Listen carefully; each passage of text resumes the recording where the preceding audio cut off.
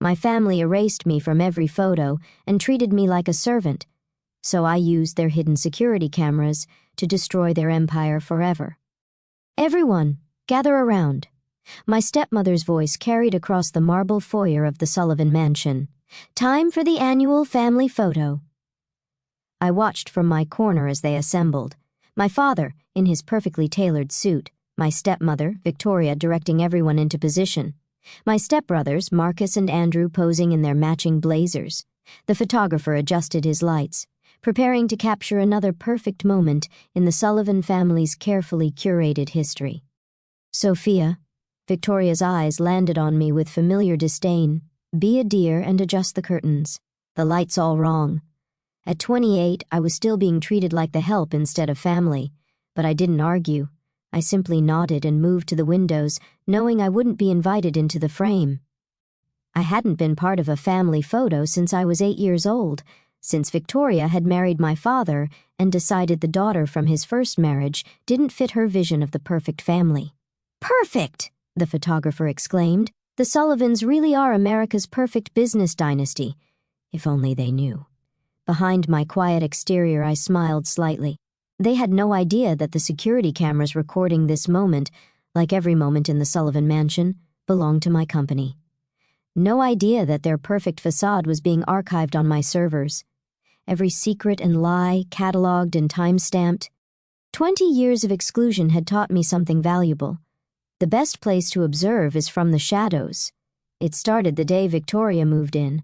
I was 8, still grieving my mother's death, when this former beauty queen swept into our lives with her 2 sons and her plans for the perfect blended family. Plans that, it quickly became clear, didn't include me.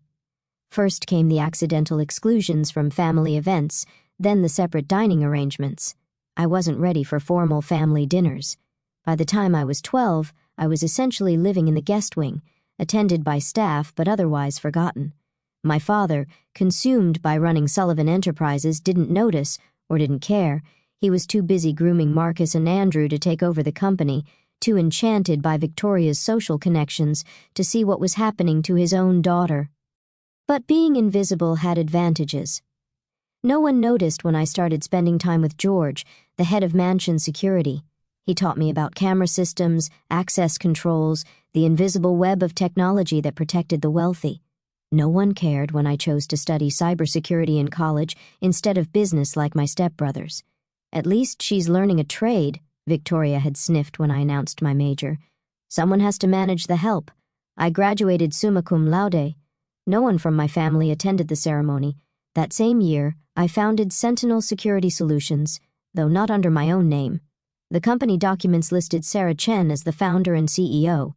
My college roommate had been happy to play the role of public face, understanding what I was building. While Victoria was busy planning galas and Marcus and Andrew were playing at being executives, I was creating something powerful.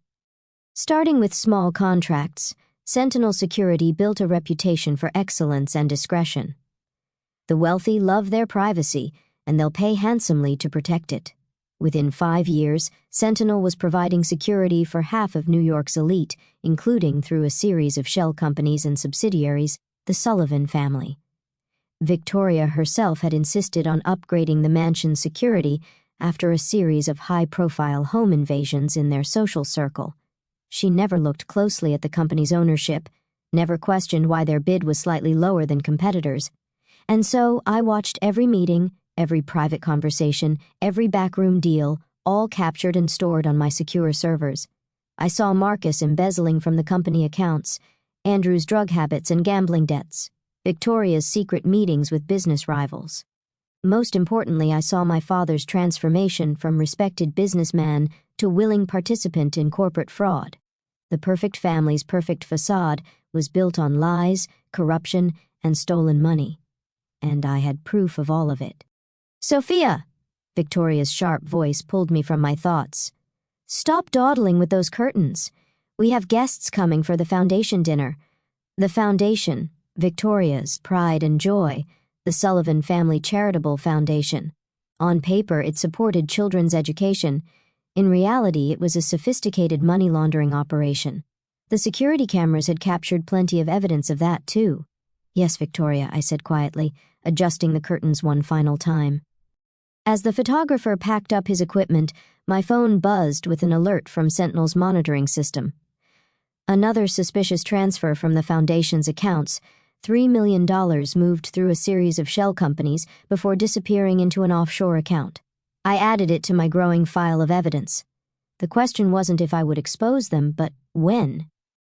That evening's Foundation dinner was exactly what you'd expect. Wealthy donors writing checks, Victoria making tearful speeches about helping underprivileged children, Marcus and Andrew working the room like the corporate princes they pretended to be. I stood in my usual corner, watching the security feeds on my tablet. Every camera angle perfect, every conversation recorded in crystal clear audio. "Quite an operation you're running," a voice said beside me. I turned to find James Carter, the FBI's lead investigator for financial crimes, though no one at the party knew that. He was here undercover, investigating rumors of corporate fraud at Sullivan Enterprises. "I don't run anything," I said carefully. "I just manage the security systems." He smiled slightly. "Miss Chen, you mean? Or should I say Miss Sullivan?" My heart stopped. "I don't know what you're talking about. Relax," he sipped his champagne. "Your secret's safe." "We've been watching Sentinel Security for months. Very impressive work, almost as impressive as the evidence you've been collecting." I studied him carefully. "What do you want? Partnership? We're building a case, but your surveillance records would make it airtight. Together, we could—" "Sophia!" Victoria's voice cut through the crowd. "Stop chatting and check the cameras in the East Wing." I thought I saw a light flickering. I gave James a bland smile. "Duty calls." "Excuse me." As I walked away, my mind was racing. The FBI was watching. The perfect family's perfect crime was about to unravel, and I had a decision to make. That night, after the guests had gone and the mansion was quiet, I sat in my private office, hidden away in the guest wing where no one ever visited. On my screens, the security feeds showed different scenes. Marcus in his study, shredding documents, Andrew making frantic phone calls to his bookie, Victoria in the garden, having a heated argument with someone on her phone, and my father. My father sat alone in his office, staring at an old photograph. I zoomed in the camera. It was a picture of him and my mother, holding a baby, me, before the perfect facade, before everything went wrong. For a moment, I felt a flicker of doubt. Could I really destroy them all? Then I remembered 20 years of exclusion, 20 years of being treated like a ghost in my own home, 20 years of watching them steal and lie and corrupt everything they touched. I opened my laptop and began composing an email to James Carter. The subject line was simple, evidence attached. The perfect family was about to learn that the person they tried to erase had been watching all along, and I had seen everything. The next 48 hours were a masterclass in watching people unravel. I monitored it all through my security feeds, watching each family member react to the first tremors of their world collapsing. It started with a phone call to Marcus from the company's chief financial officer. "The SEC is asking questions." The CFO's voice crackled through my perfectly placed microphones. "They're auditing all Foundation transactions from the past 5 years." Marcus paced his office, running hands through his perfectly styled hair. "Stall them. Use the usual procedures. They've frozen the offshore accounts. All of them." I watched the color drain from my stepbrother's face as he realized their usual escape routes were closed. In another feed, I saw Andrew receiving similar news from his private banker. All his secret accounts, the ones he used for gambling debts and drug payments, were suddenly inaccessible. Victoria took longer to notice something was wrong. She was too busy planning the Foundation's next gala, ordering staff around with her usual imperial manner, until her personal assistant interrupted with an urgent message.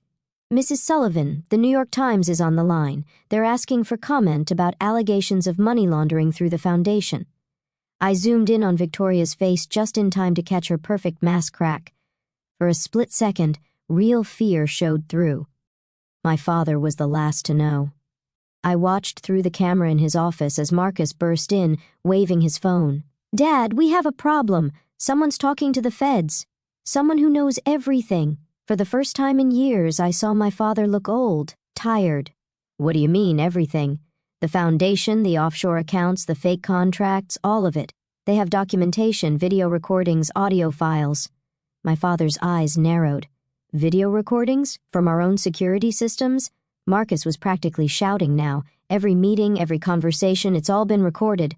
I smiled, watching my father's face as realization dawned. He looked straight at the camera in his office, the one he'd never paid attention to before. For a moment, I thought I saw recognition in his eyes. Then Victoria swept in, already in damage control mode. I've called the lawyers, all of them, and the PR team. We need to present a united front. She looked around the office. Where's Sophia? My father frowned. What does Sophia have to do with this? She manages the security systems, Victoria snapped. If someone's been accessing our cameras— You mean the cameras you insisted we upgrade? My father's voice was quiet. The contract you pushed through without review. Victoria's perfect composure slipped again. What are you suggesting? Nothing, he turned to stare out the window. Nothing at all. I switched feeds to the mansion's entrance just in time to see 3 black SUVs pull up. FBI agents emerged, led by James Carter. Right on schedule, I murmured. My phone buzzed. A message from Sarah Chen, my public face at Sentinel Security. They're moving on all locations simultaneously. 15 federal warrants being executed right now. I sent back a thumbs up, then switched my attention to the main foyer camera. Victoria was trying to prevent the agents from entering, waving papers from her lawyers. This is harassment! We're upstanding members of the community. Mrs. Sullivan, James Carter's voice was polite but firm, we have warrants for the arrest of Marcus and Andrew Sullivan on charges of fraud, money laundering, and conspiracy. We also have a warrant to seize all electronic devices and security recordings from the premises.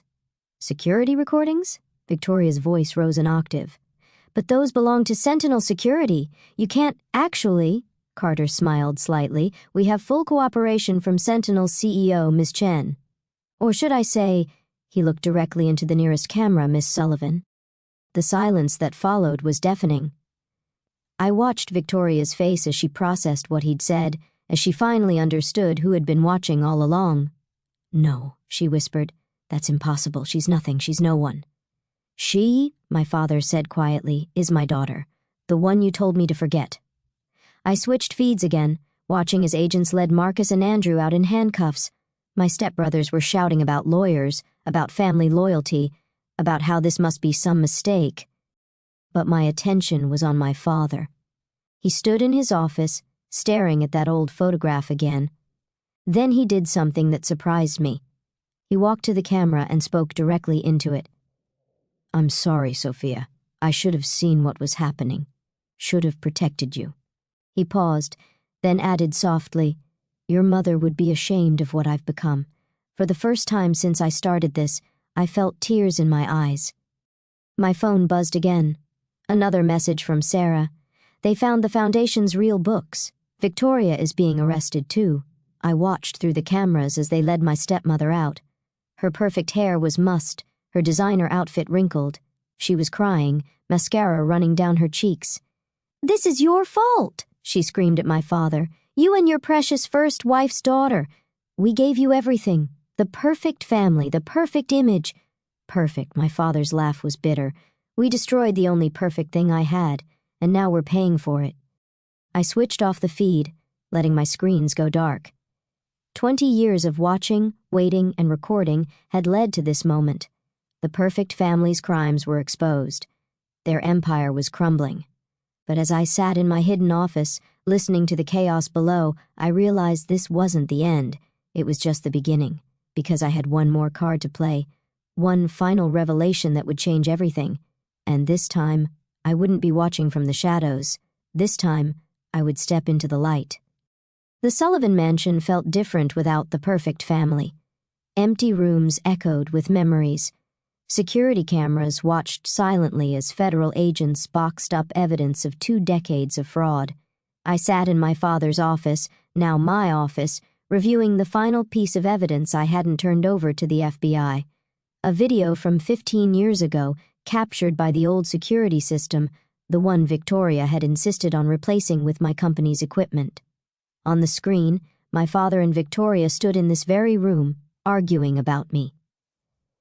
She's becoming a problem, Victoria said, pacing in agitation.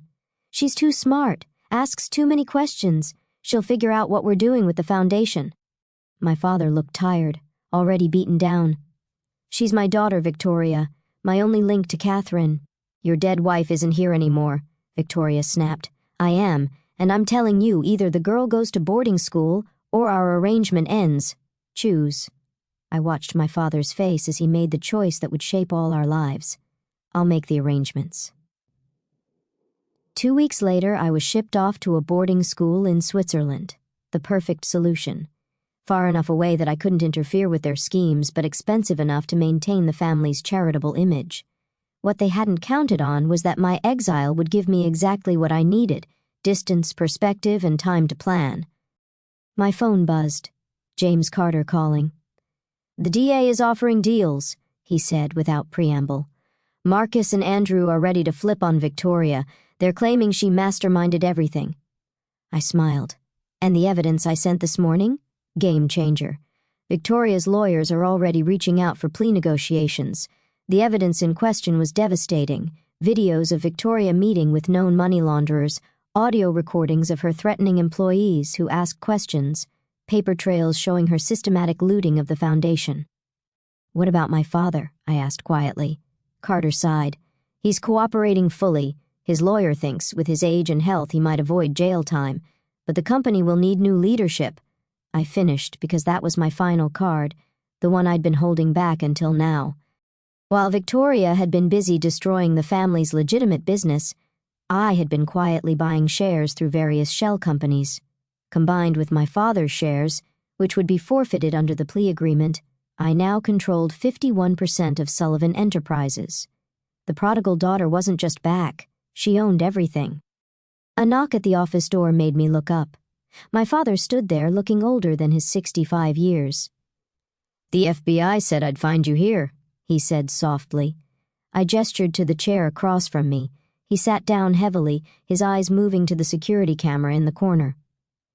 "All these years," he murmured, "you were watching, building your own empire while we destroyed ours." "Not destroying," I corrected. "Transforming. Sullivan Enterprises can be legitimate again. Ethical." He studied my face, really looked at me, perhaps for the first time in 20 years. "You look so much like your mother. She would have been proud." "Would she?" I turned my laptop so he could see the old video still playing. "Proud that you chose Victoria's schemes over your own daughter?" He flinched. "I was weak, afraid of losing everything if Victoria exposed my early frauds to the board. But in trying to protect our wealth, I lost something far more valuable. Your soul, my daughter." Silence filled the room. Through the windows I could see federal agents leading the last of Victoria's conspirators out of the mansion. "I reviewed the plea agreement," I said finally. "You'll avoid prison by forfeiting your shares and testifying against Victoria. The company will need a new CEO." He nodded wearily. "Marcus and Andrew are going to prison. Victoria will follow. It's over." "No," I said quietly. "It's just beginning." I handed him a folder, my plans for restructuring Sullivan Enterprises, clean energy investments, technological innovation, legitimate charitable work, everything the company could have been without Victoria's corruption. "You're taking over," he said. It wasn't a question.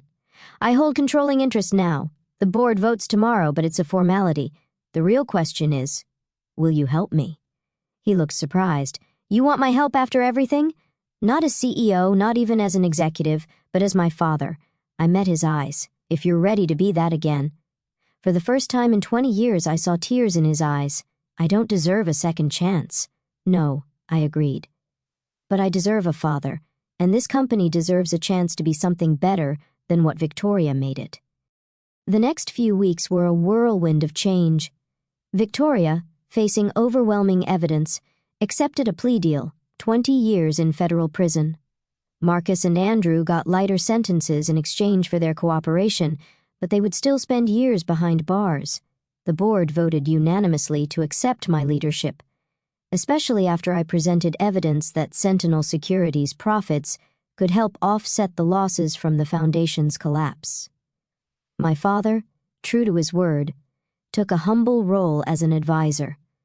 Each morning, he would arrive early to help me review contracts and strategic plans. Each evening we would have dinner together, just the two of us, rebuilding 2 decades of lost time. 1 month after taking control, I stood in the mansion's foyer, watching a different kind of photo shoot. This one was for Forbes magazine, a cover story about the transformation of Sullivan Enterprises. "Miss Sullivan," the photographer called, "would you like your father in this shot?" I looked at the man who had once chosen wealth and power over his own daughter. He stood uncertainly to the side, just as I had done so many times before. "Yes," I said. "I would." As we posed together, I caught our reflection in the window. Behind us, the security camera watched silently, no longer a tool for exposing crimes, but a reminder of how I had turned my exile into strength. The perfect family was gone, and in its place was something real. Imperfect, complicated, but honest. My phone buzzed one last time. A message from James Carter. Victoria's appeals were denied. "It's really over." I smiled, looking at my father as he proudly straightened his tie for the photo. "No," I whispered, "it's just beginning." Because sometimes the person they try to erase becomes the person who writes the ending. And in this ending, the forgotten daughter didn't just survive. She triumphed. The security cameras had seen everything. But more importantly, they had shown me who I really was. Not a victim, not an outcast, but a woman strong enough to turn 20 years of exclusion into an empire of her own. And this time, I wasn't just in the family photo. I was the one taking it.